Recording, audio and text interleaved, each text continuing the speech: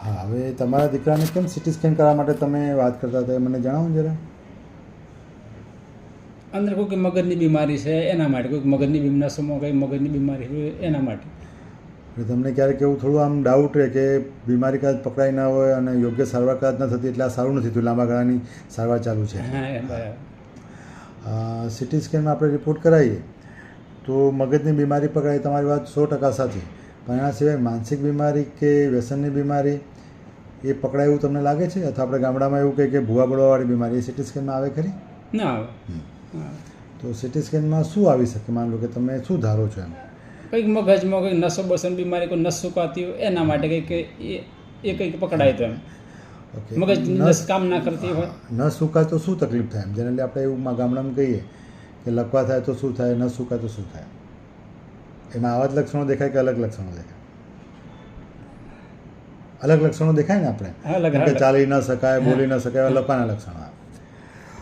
મિત્રો, મારી પાસે એક ફાધર છે દર્દીના.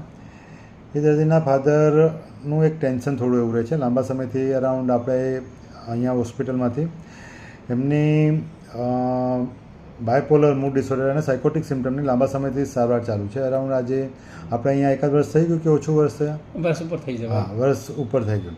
બાયપોલરની બીમારી છે. હવે બાયપોલરિટીમાં જે દર્દીને ગુસ્સો થવો, ઊંઘ ના આવી, ચીડચીડાપણ થવું, ઘરમાં મારામારી કરી દેવી, એ હુમલા વખતે વધી જતું હોય છે. હવે મોટાભાગના કુટુંબમાં, ઘરમાં લોકો, મા બાપ જ્યારે આવી તકલીફ થતી હોય ત્યારે એમની ધીરજ ખોઈ બેસતા હોય છે આ નોલેજના અભાવના કારણે. તેમજ એ લાંબા સમયથી સારવાર કરતા હોય એટલે એ કંટાળી પણ ગયા હોય છે, આર્થિક રીતે, શારીરિક રીતે, ઘણી ઘણી ઉંમરના કારણે એ પણ થાકતા હોય છે. બરાબર. જેના કારણે ક્યારેક એમને પોતાના પર પણ ડાઉટ હોય, ક્યારેક એવું થતું હોય કે ભલે ખર્ચ હજુ વધારે થાય પણ આપણે એનો રિપોર્ટો કરાવી લઈએ અને રિપોર્ટ કરાવ્યા પછી હજુ બીમારી જો પાકી પાયે પકડાય તો આપણે સારવાર હજુ પણ બદલી શકીએ. એટલે ઘણી વખત મોટાભાગે દર્દીઓના સગા હોસ્પિટલમાં એવું પૂછતા હોય છે 6 મહિના 12 મહિનાની ટ્રીટમેન્ટ ચાલુ થયા પછી, જ્યારે બાયપોલારિટીનો રોગ ઉથલો મારે ત્યારે કે સાહેબ સિટી સ્કેન કે એમઆરઆઈ કરી દીધું તો ન ચાલે, તો આમાં આપણને પકડાઈ જાય.